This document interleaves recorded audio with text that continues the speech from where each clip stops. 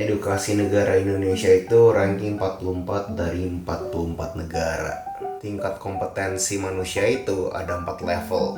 Dari kagak sadar dia itu tolol sampai dia kagak sadar dia itu kompeten.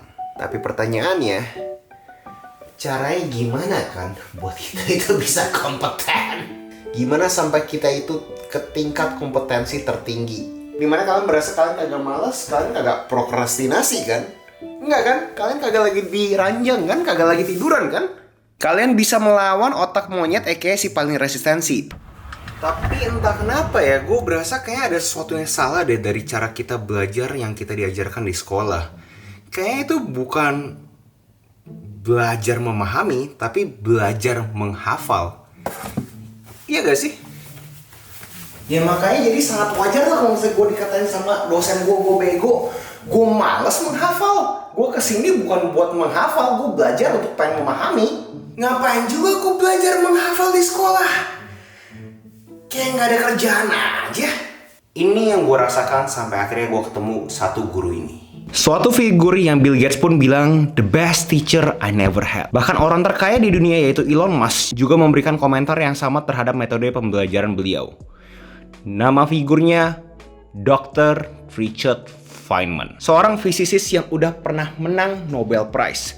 Kalau kita lihat video-videonya, memang terlihat orang ini mempunyai suatu karisma. Kayak seakan-akan dia ngomong tuh sesuatu yang sangat mudah dan semua orang tuh bisa ngerti. Dan buat kalian kagak bingung kenapa jadi ngomongin ini orang dan gimana caranya video ini bisa membuat kalian belajar yang efektif sampai kalian itu kompeten, Doi itu mempunyai metode pembelajaran yang sangat efektif. Namanya adalah The Feynman Technique. Dan seperti yang gue bilang sebelumnya, banyak figur penting di dunia ini yang memvalidasi cara belajar seperti Feynman Technique. Metode pembelajaran ini sebenarnya sangat mudah, yaitu bukan untuk menghafal, tapi untuk kita aware bedanya mengetahui dan memahami. Contohnya bedanya mengetahui dan memahami seperti apa sih? Itu mungkin yang ada di pikiran kalian kan? Sekarang gue kasih tau ke kalian ada satu website yang keren banget dimana kalian itu bisa bikin website dengan gratis dan sangat gampang di bawah 5 menit doang dan kalian bisa langsung jualan. Namanya adalah lnk.id. Kalian masuk ke lnk.id terus kalian langsung register aja, verifikasi emailnya kalian langsung masuk ke add new blog, kalian masukin ke link-linknya kalian punya Instagram, TikTok, YouTube, apapun itu. Terus kalian bisa jualan, kalian punya digital product, bisa jualan kalian punya industri jasa, kalian bisa bikin appointment, orang itu bisa langsung pilih, kalian punya jadwal, kalian masukkan ke kalian punya sosmed, abis itu taruh di link di bio-nya kalian, terus langsung kalian promosin lah kalian punya jasa atau produk di kalian punya sosial media. Coba kalian ulang barusan apa yang gue ngomongin. Nope, kagak inget sama sekali kan? Nama website-nya apa? lnk.id guys. Buat kalian lupa, itulah metode pembelajaran Feynman Technique ini. Bedanya mengetahui dan memahami. Knowing dan understanding, itu adalah dua hal yang berbeda. Prinsip pertama, do not fool yourself. Lu tuh harus sadar lu tuh bego. Lu harus mempunyai rasa keingintahuan yang tinggi. Ini benar-benar prinsip pertama yang lu harus punya dulu. Kalau misalnya lu kagak punya ini, menurut gue percuma kalian mau memakai metode pembelajaran apapun. Fungsi apa lu menekan ego lu dan berasa bego adalah untuk satu mendapatkan informasi baru, lu tuh kagak sok pinter. Informasi masuk di telinga kanan, keluar di telinga kiri. Dan mungkin yang berasa step 1 ini sangat generik. Semua orang juga tahu bro, dimana kita kalau misalkan mengakuisisi pengetahuan baru, kita harus memulai dengan otak pemula, the beginner's mind. Walaupun sebegitu generiknya, banyak banget yang susah untuk menerapkan ini. Karena mereka berasa mereka sudah pintar. Mereka berasa gue udah tahu pengetahuan ini, masa gue pura-pura bego sih bro. Tapi coba kalian pikir dengan baik-baik deh. Kalau kalian benar-benar kagak dapat mayoritas informasi terhadap topik atau pengetahuan yang kalian ingin akuisisi, gimana caranya kalian bisa memahami kan? Kalian harus bisa mendapatkan sekian banyak point of view, pandangan terhadap topik yang kalian pengen akuisisi untuk benar-benar memahami. Jadi buat kalian yang pengen memahami, kalian kagak bisa langsung ke sana. Kalian harus melakukan jam terbang kuantitas untuk menuju ke sana. Benar-benar terjun ke topik dan pengetahuan yang kalian ingin akuisisi. Walaupun kompleks gak apa-apa guys, pokoknya masuk dulu. Dibandingkan kalian itu berasa kalian itu udah paling pintar, ya kalian kagak kemana-mana kan. Kedua adalah kita harus bisa ngelawan kita punya otak sendiri. Karena pada umumnya, begitu kita menerima informasi, semakin lama harinya, semakin rendah juga kita punya retention. Kita semakin susah untuk mengingat informasi apa yang kita barusan saja cerna. Contoh, website yang gue barusan bagiin, namanya apa? Yep, mayoritas udah lupa kan. So di sini untuk kalian bisa ngelawan kalian punya otak yang sering lupa ini, kalian harus bisa belajar menulis. Gue tahu ini terkesan sangat bego banget, tapi sudah ada pembuktian secara sainsnya guys. Dimana manusia itu kalau misalkan cuma mendengar, melihat, membaca, itu sangat gampang untuk lupa. Karena kenapa? Karena kegiatan tersebut adalah pasif kan. Mereka tuh cuma diem doang. Tapi begitu mereka melakukan suatu aksi, yaitu yang aktif, mereka menulis, itu nge-trigger otak kita kan. Kayak seakan-akan gue harus menulis apa. Belum abis itu kita membaca tulisan kita. Kita berasa ini tulisan kok kayaknya nggak make sense ya. Nah, itu seberapa pentingnya kalian untuk bisa menulis. Jadi setelah kalian menerima informasi yang kompleks itu, kalian coba tulis apa yang kalian tahu. Prinsip ketiga, sesudah kalian melihat tulisan kalian mengidentifikasikan banyak kata-kata yang fancy, yang keren, yang orang-orang biasa bilang jargon. Nah, itu berarti bahaya. Karena kalian memakai kata-kata tersebut untuk mempergampang, mempermudah kalian punya tulisan. Tapi tidak mempermudah terhadap pemahamannya kalian. Untuk kalian mengidentifikasikan suatu kata-kata tuh fancy atau jargon, caranya dengan kalian coba ngomong yang tidak ada di industri tersebut. Atau ekstrimnya langsung ke anak kecil. Contoh mayoritas yang nonton video ini, gue yakin kagak pernah berkecimpung di industri kreatif. Kalau gue ngomongin CPM, pasti kalian bingung. Cost per miles, cost per impression.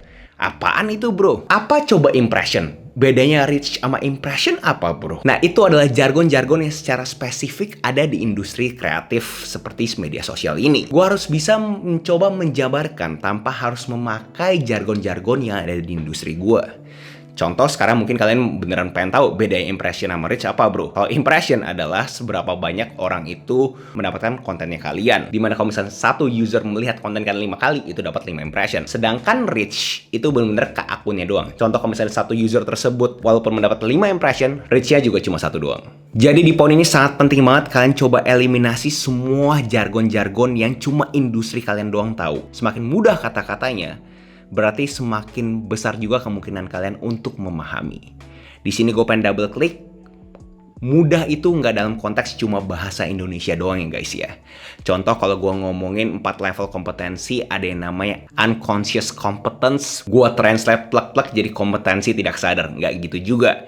Kita harus bisa mencoba menjabarkan kompetensi tidak sadar itu menjadi sesuatu kata yang lebih gampang untuk dipahami. Kalau misalkan orang lain tersebut udah bisa mengerti apa yang kalian pengen coba sampaikan, berarti kalian itu udah paham. Seperti yang ada di Count of Learning, yang paling susah kan share kan ya. Dimana kalau misalnya kalian sudah membagikan ke orang, itu otak kalian kan semakin kuat tuh. Kalian punya pemahaman atau lebih tepatnya pembelajaran terhadap topik tersebut. Dan begitu kalian tahu kalian punya output itu gampang diserap, itu berarti kalian itu sudah makin paham terhadap topik tersebut. Mungkin di sini ada beberapa dari kalian yang masih kuliah atau melanjuti sekolahnya, gue berani komentar kalau misalnya kalian tidak mempunyai pertemanan yang tidak bisa membuat kalian itu berbagi pembelajarannya kalian bisa ngelakuin seperti ini juga, yaitu kalian share aja di media sosial atau bahkan kalian record untuk kalian tahu bahwa kalian tuh cara berbaginya, mengajarkannya seperti apa. Kalau misalnya begitu kalian lihat sendiri udah bagus, ya berarti kalian sudah mengerti. Terakhir adalah kalau misalnya kalian pengen mendapatkan kompetensi yang sangat tinggi, kalian harus selalu simplifikasi. Jadi mungkin kalian berasa, oh bro tenang aja bro, gue udah ngelakuin 4 step yang barusan ngomongin dan gue berasa gue udah ngerti semuanya. Gue nulis, gue udah ajarin ke teman gue bahkan sekarang udah buka kelas sendiri, udah paham bro, itu udah bener, berarti gue udah ngerti banget. Guys, selalu simplifikasi. Apapun pasti bisa ada turunannya kok. Jadi poinnya adalah kalau misalnya kalian bisa menyederhanakan lebih sederhana lagi dari kalian punya pengertian, itu kalian sudah mencapai yang levelnya mastery. Contoh konkretnya seperti apa bro? Jangan cuma ngomong doang lu mastery. Semua orang juga bisa ngomong mastery. Contoh dulu pas gue sarjana ekonomi, ada topik pembelajaran yang namanya opportunity cost. Dimana kalau misalnya plek-plek, kerugian atau keuntungan yang bisa dinikmati jika pilihan alternatif terbaik dipilih sebagai representasi dari hubungan antara kelangkaan dan pilihan. Tujuan biaya peluang adalah untuk memastikan penggunaan sumber daya yang langka secara efisien. Gue berasa itu mungkin udah cukup sederhana. Tapi kalau misalnya gue simplifikasikan lagi, bener simple banget, bener sederhana banget, gue bisa ubah jadi saat kita memilih ada keuntungan yang hilang karena tidak mengambil alternatif lainnya. Dan di sini seninya, dimana kalian harus bisa coba berpikir secara kritis. kata-kata yang kalian berasa kalian tuh udah mudah dipahami, gimana coba menjadi lebih sederhana lagi. Bisa dari kata aktif menjadi pasif, pasif jadi aktif, kata-kata apa yang dieliminasi, apapun itu, kalian harus bisa menjadi kritik terhadap tulisan kalian sendiri. Dan gue rekomendasikan selalu melakukan yang namanya parafrase. Dan kalau kalian bisa mengakuisisi metode Feynman teknik ini ya, atau yang lebih populer dengan kata-kata first principle thinking, gue yakin hidup lu pasti berwarna. Karena banyak banget studi kasus pebisnis ataupun siapapun orang-orang yang sukses di dunia ini ngomongin first principle thinking. Yuk kita sama-sama melakukan exercise di mana yang semua orang pada umumnya pasti bisa relate terhadap topik ini, yaitu kekayaan. Gue yakin semua orang mempunyai aspirasi untuk menjadi kaya. Yuk kita mikir secara Feynman tekniknya seperti apa. Kekayaan datang dari uang. Uang itu adalah kertas, suatu cerita fiktif yang dibuat oleh manusia untuk bisa berkoordinasi. Gimana caranya kertas itu bisa muncul? Kalau misalkan koordinasi tersebut sifatnya komersil. Kebanyakan koordinasi yang sifatnya komersial tersebut akan terjadi kalau misalkan ada apa? Ada masalah. Jadi kalau misalkan kita benar-benar telanjangin gimana caranya jadi kaya, ya masalah nih. Dari masalah tersebut berarti kita harus bisa mencarikan solusi untuk orang-orang yang mempunyai masalah tersebut membeli kita punya solusi. Jadi kalau benar-benar simpelnya banget, sederhana banget kalau kita telanjangin semuanya, orang-orang kaya ini memecahkan masalah besar banget juga. Dan jelas ya kalau misalnya kita mau cocok logi, masalah besar pun juga pasti banyak stresnya. Dan ini pun yang gue coba terapkan di kelas gue Ruang Kreatif, 12 modul interaktif yang gue rancang sedemikian rupa untuk kalian bisa masterasi ambisi kalian di industri kreatif. Di mana 12 modul tersebut sudah gue rancang sedemikian rupa untuk kalian mendapatkan informasi sebanyak mungkin untuk kalian bisa langsung telanjangi ke konteks kalian masing-masing. Dan kalau kalian yang nonton sampai sini dan masih belum bisa dapat poin dari video ini, coba ya gue sederhanakan video ini ke dalam satu kalimat doang. Yaitu, kesederhanaan lahir dari kompleksitas. Itu kan yang biasa orang miss. Orang tuh biasanya pengen langsung memahami kesederhanaannya tanpa memahami kompleksitasnya. Padahal, untuk memahami kesederhanaan, kalian harus datang dari kompleksitas. Hai warga kreatif, buat kalian yang belum kenal, salam kenal dulu. Nama gue Agus Leo Halim, di mana di channel ini gue selalu ngomongin produktivitas dan buku-buku yang gue udah pernah baca. Buat kalian tertarik, bisa cek aja playlist gue yang ini. Next video essay apa yang menurut kalian menarik untuk gue bawakan, tinggal komen juga aja di bawah. Jangan lupa like, comment, subscribe, nyalain notifnya, share ke teman kalian, and I'll see you next video. Salam kreatif.